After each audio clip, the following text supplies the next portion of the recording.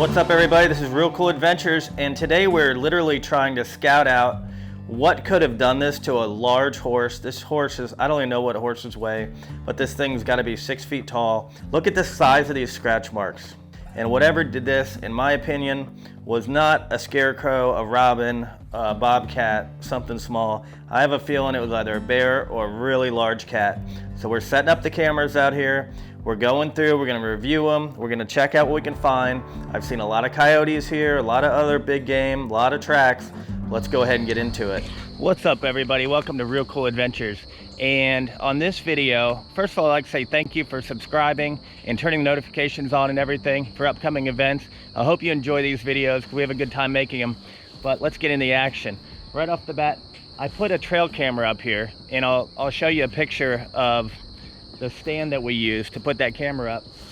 It also has this little thing where you can slide it up and down, because a lot of times I'm putting the cameras up and they're either too high or too low.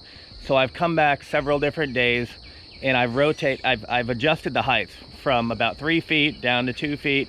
A lot of you have told me that I need to put it lower. Some of you said higher. So I tried both, and hopefully let's see how that works out. Hopefully it works out really well. As you can see behind me, and this really thick bushes back here, some of you also suggested that I put a camera behind where I'm trying to film because I feel like I'm missing a lot of stuff. So we did that. We're gonna go home and review the tapes, or the memory cards right now. There's birds all over. I put a feeder up here, if you can see it. And the other day, the store is, about a week ago, we put this feeder up. The store was literally out of corn. So it was really expensive, but I bought a bunch of parrot food, and let's see how it worked. It looks like it worked really well. The grass is matted down. Lauren and I came and adjusted the cameras the other day, and right back here in this really thick stuff, we thought we saw a deer jump up, something big and brown. It could have been a coyote, but we'll find out when I grab that camera over there. Here's one angle, and here's another one. Several different cameras. A lot of times we have cameras fail, so we use whatever people send us. We try all different stuff. So let's get into it. So this is Lauren and I setting up the camera. There's going to be several different pictures like this. We've come back and forth and checked everything out. And if you look at that Florida camera that I'm wearing, you probably can't even see me because it makes you look really skinny. I'm actually going to wear that to a wedding next week because it's comfortable and I think it looks good. But enough about that. Let's get into it. Oh, here we go.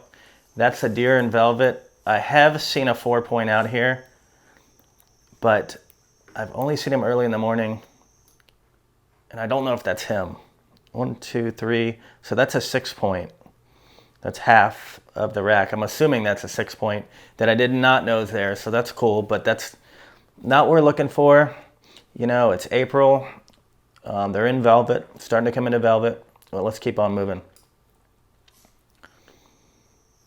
And they love the parrot. Oh, caught the ear of something there. Ooh, nice big doe. I've never seen a doe there, which is cool.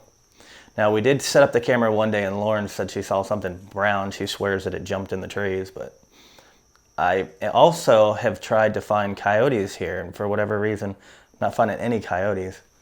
There's some raccoons coming in, sniffing around. All right, we're just gonna go ahead and, oh, there comes another one out of the right. Oh, there's a third one. And there's a feeder up above them.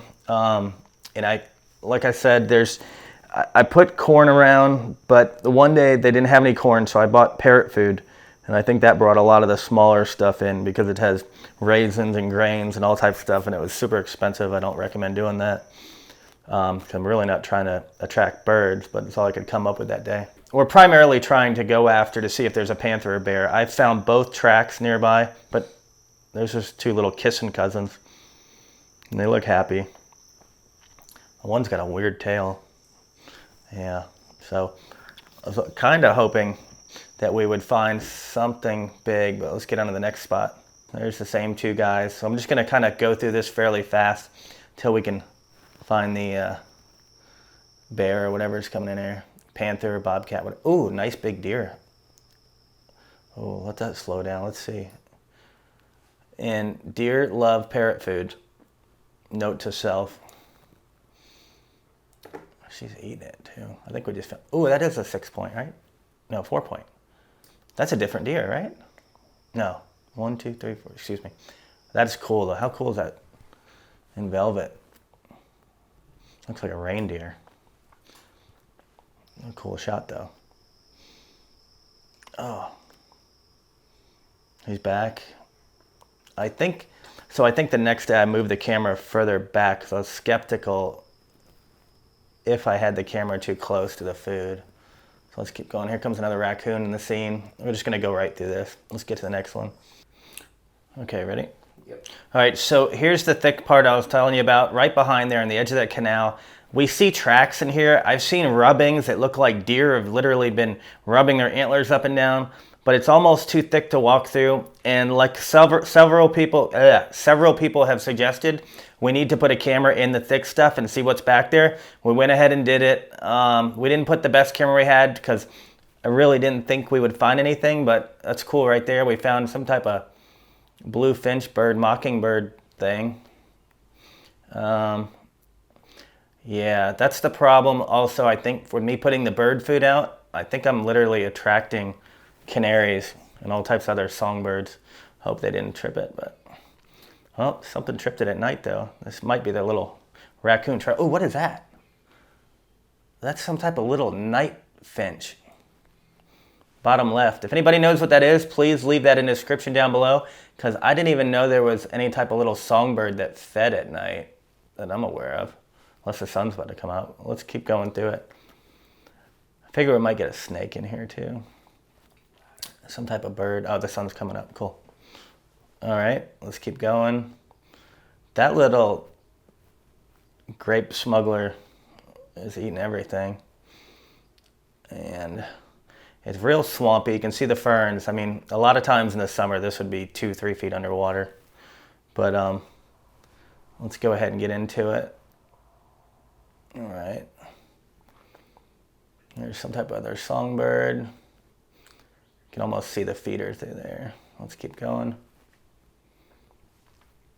I'm surprised we didn't see that raccoon. What is that? That looks endangered. That is not a mockingbird. If anybody knows what that is, please leave that down below because I've never seen that thing before. All right, let's go through it. There's a little bit of water down there too. Maybe they're drinking that. All right, let's keep going. Keep louder. All right, I'm gonna keep going through here. Now, these birds are completely tripping the camera, but whatever, let's keep going. Don't be afraid to like yell and talk okay. loud. All right. Ooh, something moved there. Early morning, maybe I can, kind of looks like the sun's coming up. Maybe that's aren't night birds, they're early morning birds. 6:42. Now is that at night or in the morning? I don't know. I didn't set the thing properly probably. I got a habit of that. But let's keep going here. All right, it's a hurricane. That's the problem too. This is why in the other spots I use those stake things, because every time I strap it to a tree, it shakes and gives me some type of false reading. But, oh, what is that? Giant house cat. That's a big old male. Wait, let's go back and look at that real quick. I think we found the culprit. That's a big female. Oh, nope, that's a male. That is a giant panther. And back up real quick. Was there a collar on it? Look at the shoulders. There's no collar on it, so that is a real Florida Panther. A lot of times when you see them with a collar on them, those are mountain lions that they, for whatever reason, have brought down here to introduce them to build up the population. Look at the thing's mouth. Now that thing, you could barely get into this spot, but maybe that's why you can't catch the things, because they're so slick. Awesome. Are there any more clips of that? Look how long his tail is. That whole area, you guys have no idea. That's a big lion. I mean, that thing is huge. I think we found the culprit there. Tell me what you guys think. I would not want my daughter anymore wandering off back there, seeing that. The other day she did say she saw something brown. She thought it climbed out of the tree. I thought she was completely nuts, and I really hope that's not what I put her into the lion's den. All right, let's see it again. Now that thing probably weighs 180 pounds if I had to guess. The Florida Panthers get to 100 to 160 pounds is what I'm told, but in my opinion, I would not want to tangle with that thing. Tell me what you think that weighs. That thing is huge. It literally just banged into that tree like it's nothing. I think they live in the trees. Now that's a real Florida Panther. That is awesome. All right, well, that's it. That's all we got for you. I hope you can figure out what the culprit was. I think I've made up my mind, and we'll see you on the next adventure.